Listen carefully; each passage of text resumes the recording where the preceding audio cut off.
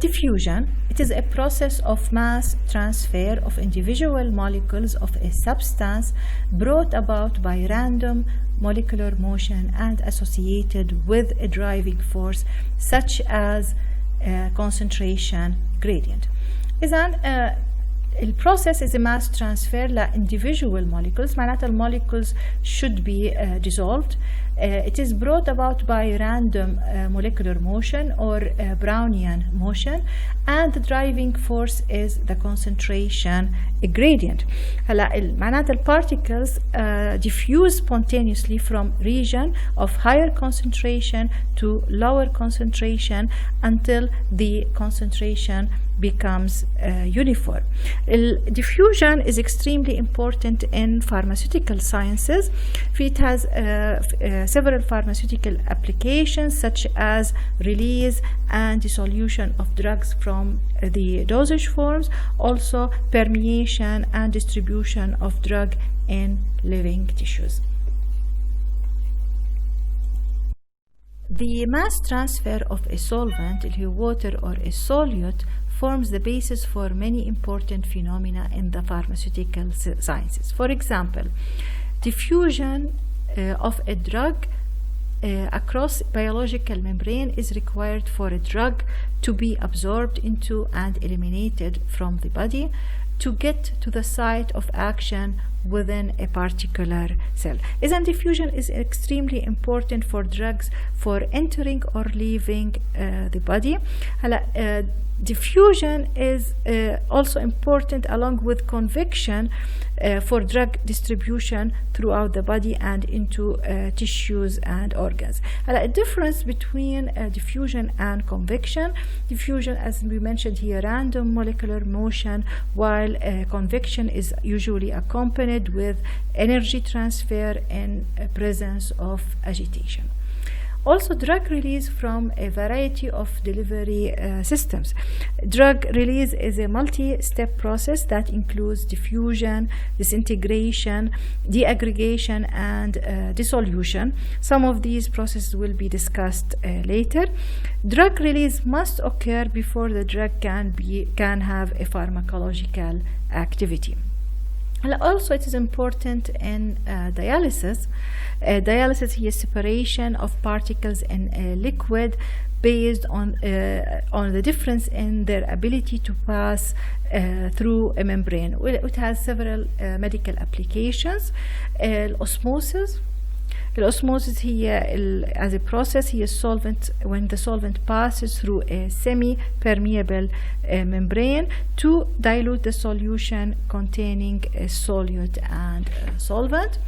Ultrafiltration process برضو من الapplications هي process used to separate colloidal particles and large molecules اللي هم macro molecules by use of a membrane, where hydraulic pressure is used to force the solvent through the membrane, and the membrane prevents the passage of large molecules. It has several applications in purification albumins, proteins such as albumin, and also enzymes. On the negative side, the shelf life of a drug product is significantly reduced if a container or closure does not prevent solvent or drug loss, or if it does not prevent the absorption of water vapor into the container. إذن عندنا negative side أو disadvantage للديفيوجن إنه it might reduce half life أو shelf life للدرug، وإحنا shelf life will be discussed later, either by evaporation solvent or the active ingredient, or also by the absorption of moisture into the container.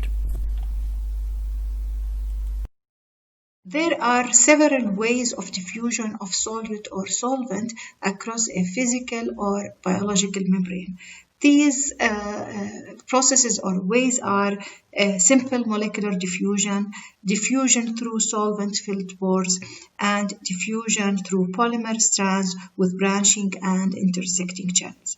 Type 1 اللي هو simple molecular diffusion or permeation through non-porous media It depends mainly on the solubility of the permeating molecules in the bulk membrane. There are other factors that it depends on that it will be discussed later, but it depends mainly on the solubility of the permeating molecules. Example عليها أو example هي transport of a drug through a homogeneous polymeric membrane film. It involves a dissolution of the drug in the matrix of the membrane. Type 2 اللي هو diffusion through solvent filled pores of a membrane, mainly or usually water. It is influenced by a size of the penetrating molecule and the diameter and the shape of the pores. إذن بما إنه penetration بتكون through the pores معناتها it depends on the size للpores and size للmolecule. Example اللي هو filtration أو filter membrane of dense material with straight through pores. Example اللي هي as found in certain filler barriers such as nucleopore. إذن هي عبارة عن filtration process. هلا type 3 اللي هو diffusion through polymer strands with branching and intersecting channels. لاحظوا هون في عندي branching، في عندي twisting في channels. هلا depend on the size and the shape of the fusing molecules. They may pass through the tortuous pores formed by the overlapping strands of the polymers. Tortuous هو التعرجات اللي موجودة. لاحظوا إنه في عندي twisting فيها. إذن it may pass through the pores. If the diffusant is too large for such channel transport, it may dissolve in the polymer matrix and pass through the film by simple diffusion. إذن either the passage بده يكون through the pores or it could pass through the membrane itself by simple diffusion. هاي example عليها اللي هي example اللي هي cellulose membrane used in the filtration process و showing the intertwining nature of the fiber and the tortuous channels. Diffusion can be through the lipid membrane وبهذا البروسيس بيكون diffusion is considered as transcellular diffusion و diffusion can be by other several methods or mechanisms. These include interaction with membrane transporters which could be energy dependent called active transport أو energy independent بنسميها facilitated diffusion. هلا diffusion can also be through the paracellular spaces أو pores between the cells. Diffusion is caused by random molecular motion and it is usually a slow process. بالغازز الريت around 10 centimeter per minute. بالliquids بتكون أبطأ 0.05 centimeter per minute وأبطأ بالsolids اللي هي 0.001 centimeter per minute. However, في عنا other factors that influence diffusion or affect diffusion. Diffusion can be meaningful in pharmaceutical processes because other factors اللي affecting diffusion, mainly thickness. Distance the molecule must traverse is very important. بنحكي على thickness للcell membrane هي around 5 nanometer at a rate of diffusion of 0.0005 centimeter. It will take a fraction of a second to enter the cell. بينما بنحكي على skin for example, a thickness للskin around 3 micrometers. عشان هيك it will take 600 times longer to enter the skin. هلا time difference, the time difference in the appearance of the drug on the other side of the skin is usually called a lag time. في عنا another example اللي هو mixing of the drug in solution with intestinal contents immediately prior to drug absorption across the intestinal mucosa. At first glance, mixing appears to be simple process. However, it includes processes in parallel for efficient mixing to occur. Then remember, diffusion depends on random molecular motion that takes place over a small molecular distance. وفي عندنا other processes بنسميهم macroscopic. They are responsible for movement of molecules over much larger distances and are required for mixing to occur. These macroscopic processes include الconvection. حكينا هي شو اللي هو it needs agitation, dispersion and stirring. The difference between diffusion and equilibrium. Diffusion أو mass transfer هي kinetic process. It occurs in systems that are not in equilibrium. To have a better understanding the thermodynamics of diffusion, consider إنه في عنا isolated system. Isolated system هذا if it is calm أو undisturbed, it will remain at equilibrium indefinitely. Suppose that we change the chemical potential of component, for example, by changing the concentration. The chemical potential هو change in the internal energy with the change of substance. So suppose that we change the chemical potential la component, for example A, by in section 1 by increasing the concentration of the component, then the system will respond by establishing a new equilibrium. If the temperature and the pressure do not change, then the system will reach the equilibrium by passage la el component A from section 1 to section 2. The movement of mass in response to spatial gradient in the potential as a result of random molecular motion أو Brownian motion, this is called a diffusion. هي movement بتكون a diffusion. Then, as we mentioned earlier, at equilibrium the system is calm or undisturbed, while in case of diffusion we have movement of mass. Let's define the flux. اللي هي is amount of material اللي هي in mass m in grams or mole flowing through a unit cross section اللي هي S as an area of a barrier in unit time. Here is defined as the flux. Okay. Flux according to the Fick's first law هو related to a change in the concentration by changing the distance or traveled distance. The flux equals diffusion coefficient في change in the concentration by changing a distance. Negative where D here diffusion coefficient units is centimeter square per second. C is, as we mentioned here, concentration. X here distance in centimeter of the movement perpendicular to the surface of the barrier. هلا a negative sign equation, it shows that the concentration is decreasing. So the flux could be positive value or could be zero. We cannot have a negative flux.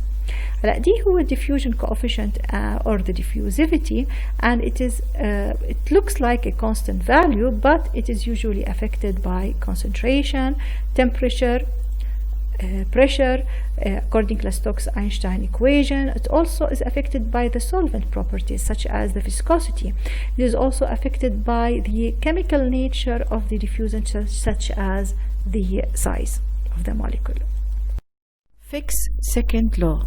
It is used for calculating the change in concentration with time at definite location. Although Fick's first law is a concise mathematical statement, it is not directly applicable to the solution of most permeation problems, since it contains three variables: flux, concentration, and distance x. The number of variables is reduced by 1 in Fick's second law. Fick's second law is derived from the Fick's first law.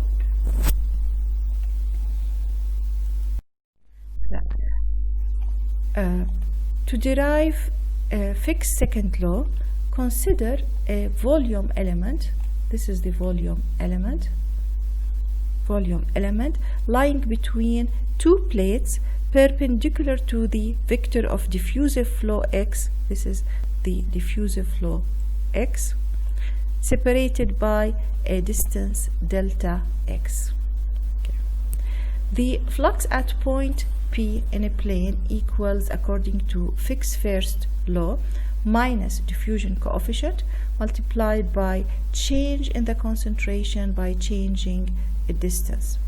The flux N, which is at this region A, B, C, D, this is the flux N, and equals flux at the point P minus a change in the flux by changing a distance multiplied by delta x. The flux out, and this is the flux out, A prime, B prime, C prime, D prime, okay, equals the flux at the point P plus the change in the flux by changing distance multiplied by delta x.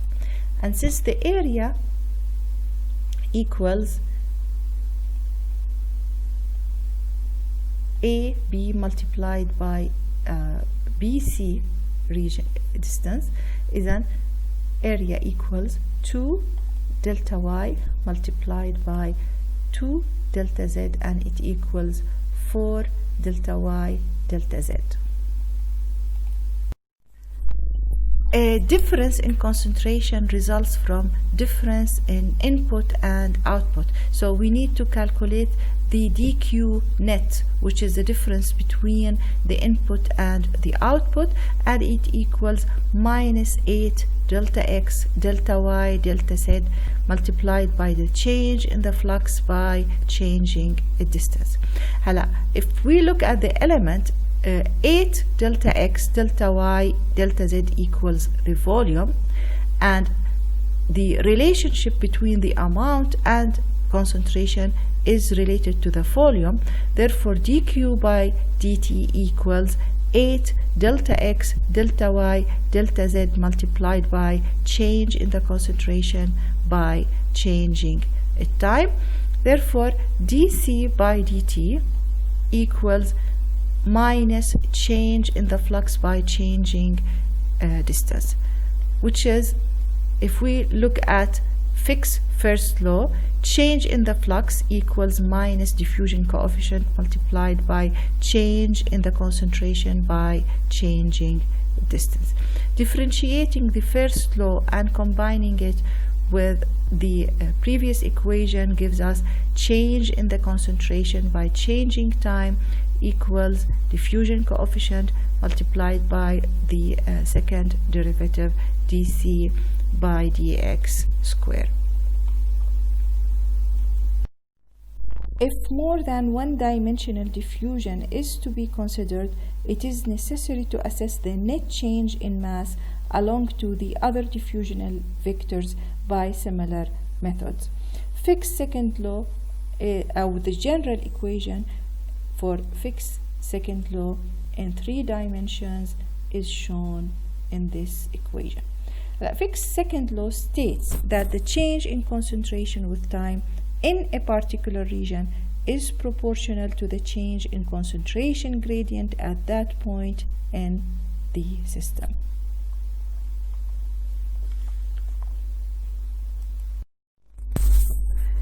An important condition in diffusion is that of the steady state. Fick's first law gives the flux in the steady state of flow. The second law refers in general to a change in concentration of diffusant with time at any distance x. Steady state can be described in terms of the second law, Fick's second law. Consider the diffusant originally dissolved in a solvent in the left compartment. This is the left compartment of the chamber.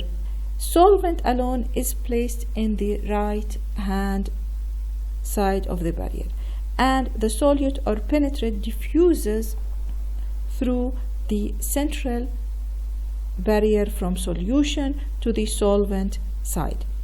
In diffusion experiments, the solution in the receptor compartment is constantly removed and replaced with fresh solvent to keep the concentration at a low level. This is referred to as sink condition. The left compartment being the source and the right compartment is the sink. Originally, the diffusant concentration will fall in the left compartment and rise in the right compartment until the system comes to equilibrium, based on the rate of removal of diffusant from sink and the nature of the barrier. When the system has been in existence a sufficient time, the concentration of diffusant in the solution at the left and the right of the barrier become constant with respect to time, but obviously not the same in the two compartments. And this is the difference between steady state and equilibrium. The steady state, there is a movement from the donor side to the receiver side, but the rate is constant. Within each diffusional slice perpendicular to the direction of flow, the rate of change of concentration will be 0. And fix second law, dc by dt should be equal to 0. Then, as we mentioned, the slope is constant, which is change in the concentration by changing a distance.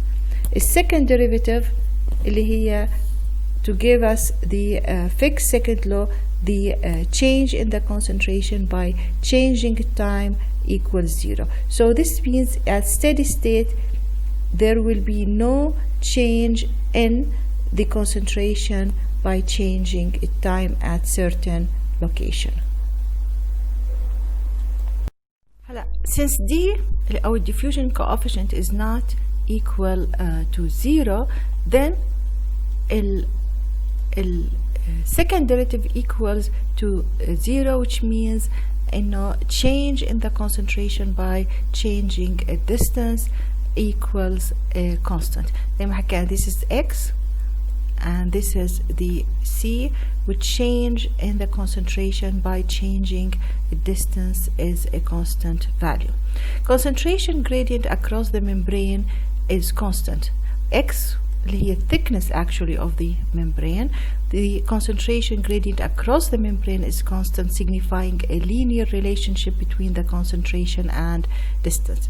Distance equals the thickness of the membrane. Concentration will not be constant but varies slightly with time. Then not always valid the assumption of steady state. There is a slight error in that assumption, and dc by dt is not exactly 0. This is what we call quasi-stationary state. Little error is introduced by assuming steady state under these conditions. In this slide we are interested in mainly the diffusion process and dissolution. We are also interested in lyophilization. Passive diffusion is the process of mass transfer of individual molecules of a substrate brought about by random molecular motion and associated with concentration gradient. Dissolution is similar to diffusion. It's also the driving force. Dissolution is the concentration gradient, and it will be discussed later. A lyophilization process, a process of drying of the material. The material to be dried is first frozen and then subjected to high vacuum, so the frozen liquid sublimes, leaving only the dried component of the original liquid. freeze drying method, our lyophilization method, depends on the phenomena of sublimation. In case of water, sublimation can take place at pressures and temperatures below the triple point in the phase diagram of water, which is less than 0.0099 Celsius degrees and 4.579 millimeter mercury. This figure shows steady state condition across the thin film and diffusional resistance. هلا donor side, the concentration in the donor side is kept constant, and the concentration in the receiver side is also kept constant. هلا the receiver side is kept constant using sink condition by removing the solution in the receiver side and replacing it with a fresh solvent. This is the membrane, the thickness of the membrane, and in this case we have a steady state condition where the change in the concentration by changing a distance is a constant value. Diffusion coefficient is considered constant because the solution on both sides of the film are dilute.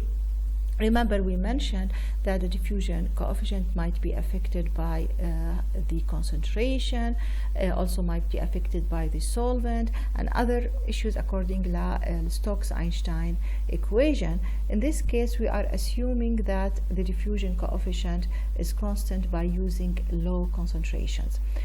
CD is the concentration in the donor side, which is kept constant in this case, and CR, the concentration in the receiver side, is also kept constant, and both sides are well mixed. Diffusion occurs in the direction from the donor side, concentration in the donor to the receiver side, and at sufficient time steady state is achieved and concentrations are constant at all points in the film.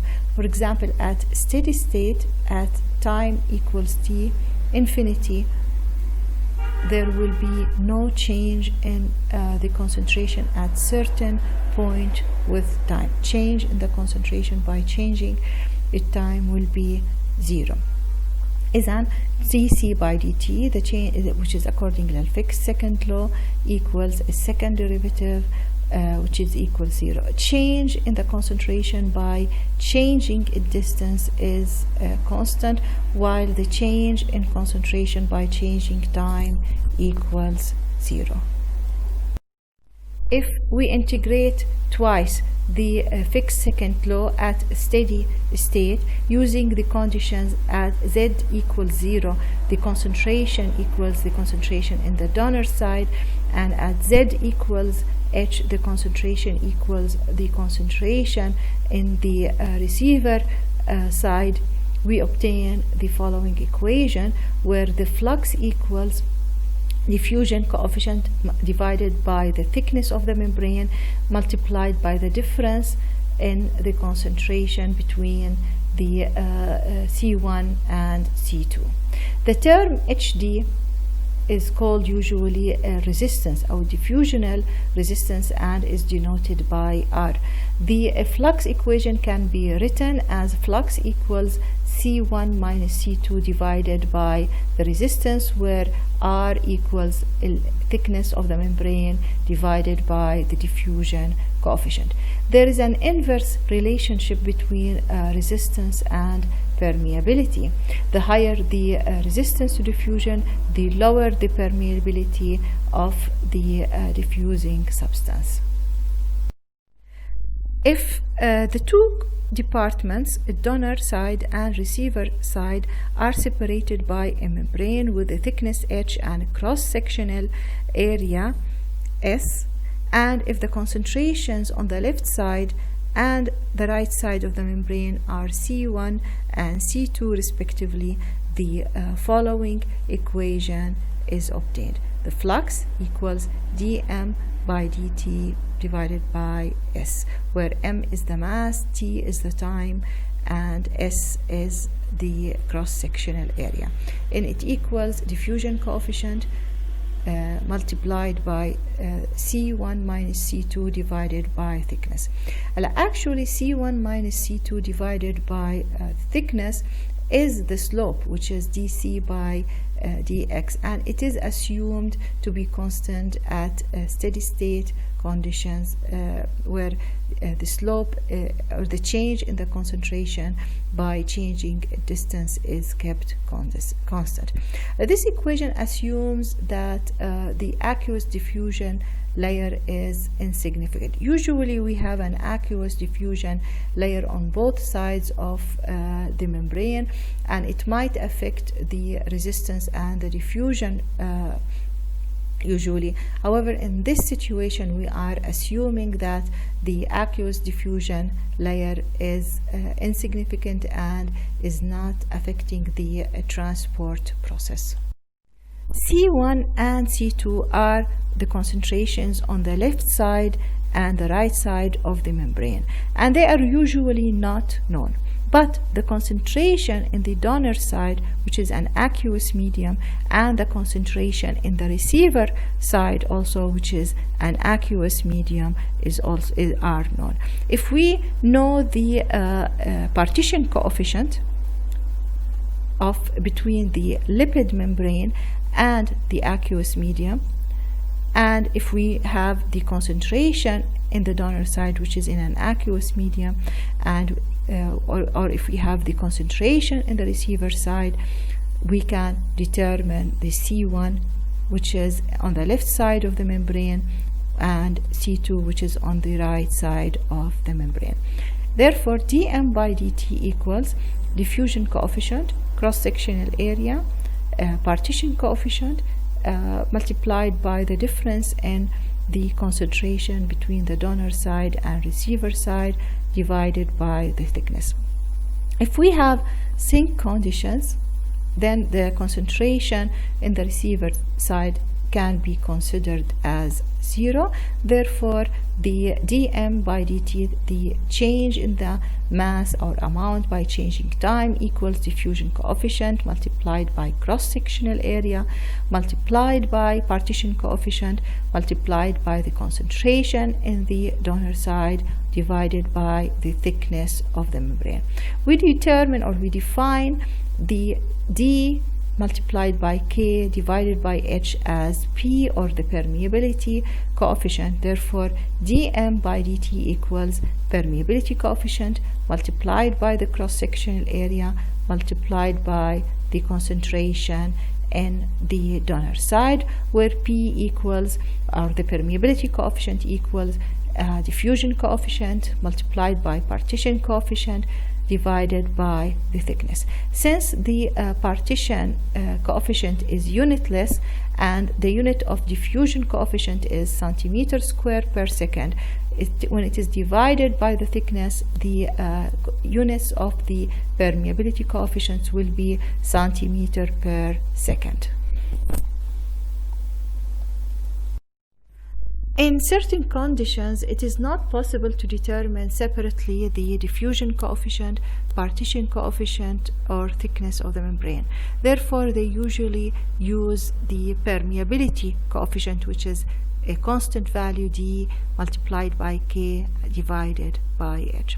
However, it is simple to measure the rate of permeation, which is dm by dt, and to obtain the surface area and the concentration in the donor compartment and the amount of permeant in the receiving side. Therefore, if we plot the amount of the permeant versus time, we obtain a straight line relationship where the slope equals permeability coefficient multiplied by cross-sectional area multiplied by the concentration in the donor side. Usually the cross-sectional area is known and the concentration in the donor side is known. Therefore, the permeability coefficient can be determined. This equation can be used if we can keep the concentration in the donor side constant. Sometimes in certain conditions, experimental conditions, we cannot keep the concentration in the donor side is constant. There is another equation that is being derived where if the concentration in the donor side changes with time, we determine the concentration in the donor side and we plot the local concentration in the donor side versus time, and in this case we obtain a slope which equals permeability coefficient multiplied by the cross-sectional area divided by 2.303 volume in the donor side. The volume in the donor side is known because we added this volume, and the cross-sectional area of the membrane is also known. In this case, the permeability coefficient can be determined.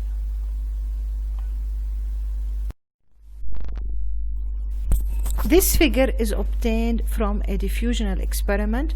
The compound that is being used is butyl paraben, diffusing through guinea pig skin from aqueous solution.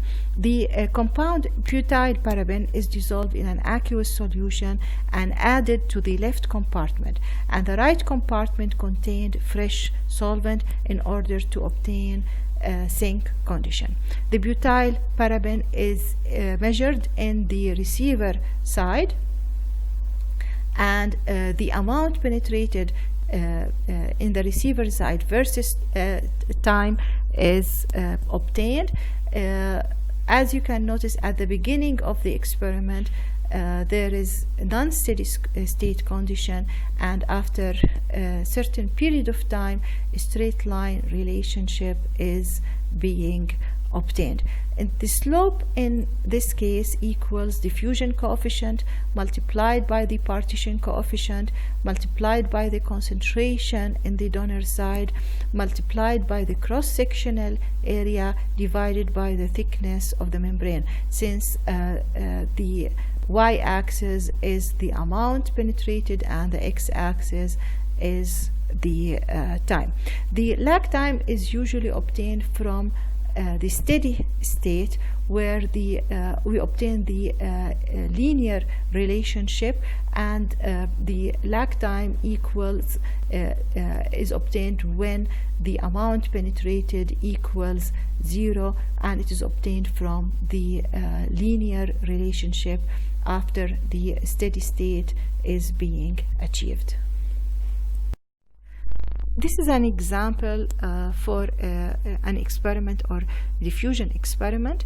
A newly synthesized steroid is allowed to pass through a siloxane membrane having a cross-sectional area S of 10.36 centimeter square and a thickness H of 0.085 centimeter in a diffusion cell at 25 Celsius degrees. From the horizontal intercept of a plot of Q equals, which is mass per area versus time, the lag time is found to be 47.5 minutes. The original concentration C naught is 0.003 millimoles per centimeter cube. The amount of steroid passing through the membrane in 4 hours is 3.65 × 10 to the power minus 3 millimoles. Calculate A, the parameter dk and the permeability, B, the diffusion coefficient, and C, the partition coefficient. Okay. In order to determine the dk, we use the equation the amount versus time, where we get the slope, where in this case the slope is permeability coefficient multiplied by cross-sectional area multiplied by the concentration in the donor side. M, which is the amount penetrated in 4 hours, is given as 3.6 × 10 to the power minus 3. The thickness of the membrane is given in the question. The cross-sectional area of the membrane is given in the question. The concentration in the donor side is given in the question. Also, the time required for in order for the 3.65 10 to the power minus 3 millimole to penetrate is given in the question as 4 hours, and the lag time is also given in the question. In this case, the decay can be determined in centimeter square per hour and then converted into centimeter square per second. In order to determine the permeability coefficient, it equals dk divided by h. Therefore, we divide the dk that was obtained by the thickness of the membrane to obtain the permeability coefficient. In order to determine the diffusion coefficient, the diffusion coefficient is usually determined from the intercept, not from the slope. The lag time, which is determined from the intercept, equals h squared divided by 60. This equation is derived for certain specific experimental condition, which is an empty membrane. If the conditions are being changed, experimental conditions are being changed, then the lag time can also change. In the textbook in Martin, they give the lag time as x squared divided by 6d, and if we have the lag time is given in the question and the thickness of the membrane is also determined or measured, then the diffusion coefficient can be determined, and it equals 4.23 for 10 to the power minus 7 centimeter square per second. Once the permeability coefficient is determined from the slope and the diffusion coefficient is determined from the intercept, the partition coefficient can be determined. The permeability coefficient equals diffusion coefficient multiplied by the partition coefficient divided by the thickness. The permeability coefficient was determined in part A, and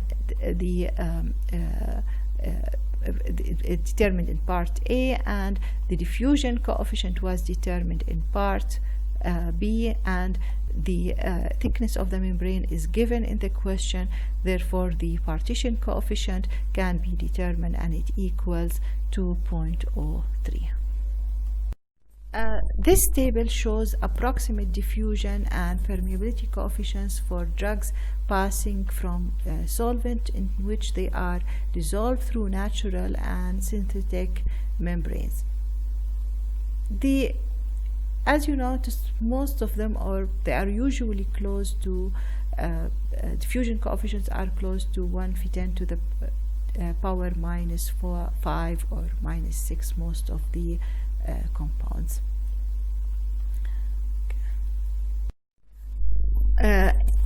Usually we don't have a diffusion from only one layer, but we have multi-layer diffusion, either by having a lipid membrane with aqueous layers on both sides, or sometimes we have more than one layer in case of skin.